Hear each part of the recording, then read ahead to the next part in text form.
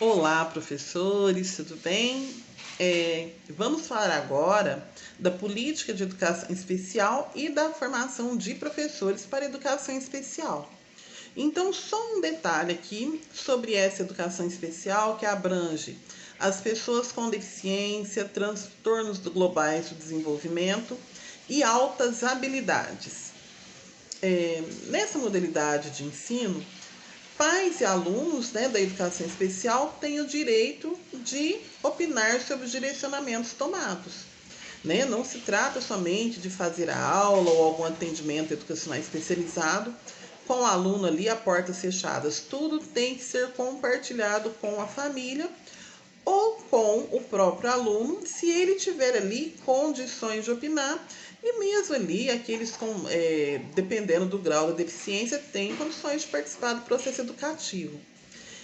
E o grau e a natureza da deficiência são os indicadores de matrícula na rede regular, como na rede especial. Quem faz a matrícula da criança quando chega na escola deve perguntar se tem alguma deficiência, se o pai assim não apresentar. Por quê? A partir do momento que se gera um indicador de que há uma criança cega, surda ou qualquer deficiência na escola, são providenciados os meios para atendê-las. Por isso deve ser declarado na matrícula.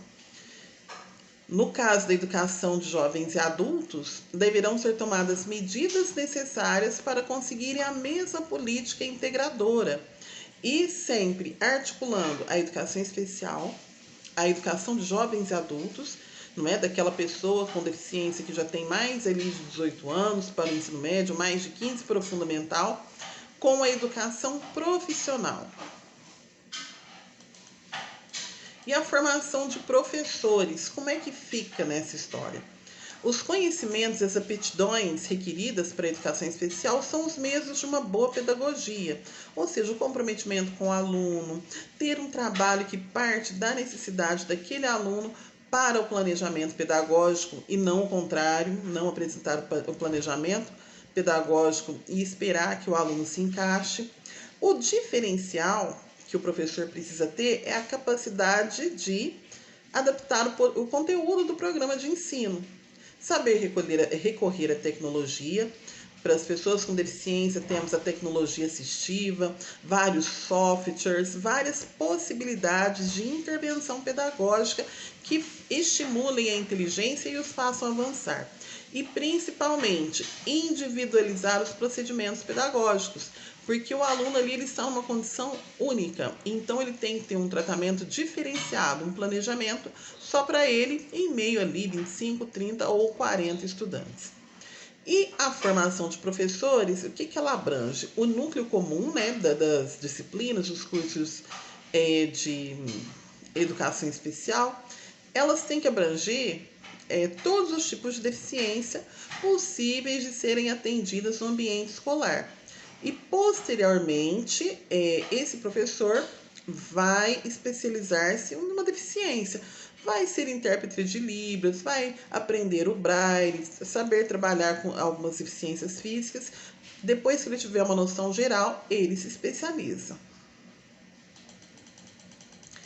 E quando se fala da gestão educacional, os gestores educacionais devem ser convidados ou até convocados a criar procedimentos mais flexíveis de gestão, remanejando os recursos pedagógicos, diversificando as opções educativas e principalmente instruindo a equipe toda, não só os professores. E o corpo docente não é só aquele professor que está com aquele aluno. É responsável, deve partilhar a responsabilidade pelo ensino da criança com deficiência. Às vezes ela está ali com o professor polivalente, mas o professor de educação física tem recurso, o professor de atendimento educacional especializado é um parceiro obrigatório, assim como o diretor, coordenador pedagógico, toda a equipe é responsável pela educação daquela criança. E, nesse sentido, nessa instituição, a inclusão deve ser reconhecida de forma mais ampla, reconhecendo a pessoa com deficiência como um sujeito de direitos, mediante os princípios de preservação da dignidade humana, busca pela sua própria identidade e exercício da cidadania. E no âmbito técnico-científico, como que é essa formação do professor? Ele deve perceber as necessidades educacionais especiais dos alunos. Muitas vezes aquele pai não sabe que aquele aluno tem uma deficiência intelectual ou outra necessidade. Geralmente é o professor de educação infantil ali quem nota que o desenvolvimento daquela criança não está de acordo com o esperado para a sua idade cronológica. E a partir daí vai se fazer os alertas e iniciar um processo de investigação. Flexibilizar a ação pedagógica nas diferentes áreas do conhecimento, de acordo com as possibilidades do educando, do estudante. Avaliar constantemente a eficácia do processo educativo. E, principalmente, como já citamos, o aluno não é de um professor, deve atuar em equipe, inclusive com professores especializados em educação especial, como já foi citado. E como ocorre a formação desse professor para que ele atue na educação especial? Cursos de licenciatura em educação especial ou em uma de suas áreas, preferencialmente concomitante à licenciatura em educação infantil e anos iniciais de ensino fundamental. Provavelmente nos cursos de pedagogia está sendo citados aqui. Complementação de estudos ou pós-graduação em áreas específicas posterior à licenciatura, nas diferentes áreas do conhecimento. Então, aí é no caso do professor de educação básica 2, para os anos finais do ensino fundamental e ensino médio, ou seja, não é necessária pedagogia, outra licenciatura com pós-graduação. Para quem não teve essas disciplinas da formação inicial, os sistemas de ensino oferecerão em nível de formação continuada, ou seja, o professor não pode ter desconhecimento a esse respeito. E os sistemas de ensino, já de uma maneira mais ampla, as secretarias municipais, estaduais de educação, o que eles precisam assegurar? Fomentar atitudes proativas das famílias, alunos, professores e da comunidade em geral. Superar obstáculos da ignorância, às vezes até maiores que as barreiras, físicas, como o medo e o preconceito. Divulgar serviços e recursos educacionais existentes, ou seja, às vezes o pai desconhece, ele vai indicar ali os serviços que tem na comunidade, oferecidos pela Secretaria da Saúde, da Assistência. Difundir experiências bem-sucedidas de educação inclusiva e estimular o trabalho voluntário no âmbito da educação escolar, ou seja, trabalhar a favor dessa inclusão. E quais os serviços de apoio pedagógicos existentes?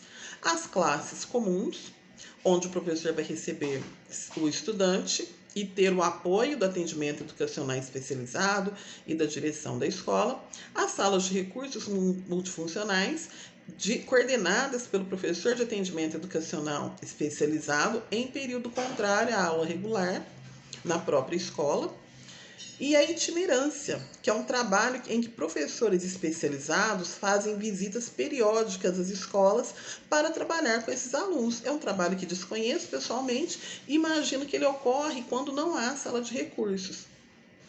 E professores intérpretes com libras para alunos surdos. E o atendimento educacional especializado fora da escola, a classe hospitalar, para o aluno que está hospitalizado ou em atendimento ambulatorial, impedido de ir à escola. O ambiente domiciliar, que é o assessoramento dos alunos impossibilitados de frequentar as aulas, a tarefa é levada até a sua residência, e o objetivo desses serviços é dar continuidade ao processo de aprendizagem, contribuindo para o retorno daquele estudante e a reintegração em grupo. Não falo aqui da deficiência, mas é um atendimento que faz parte da educação especial por estar fora da escola e demandar essa ligação com a saúde, mas nesse caso o aluno vai retornar para a escola.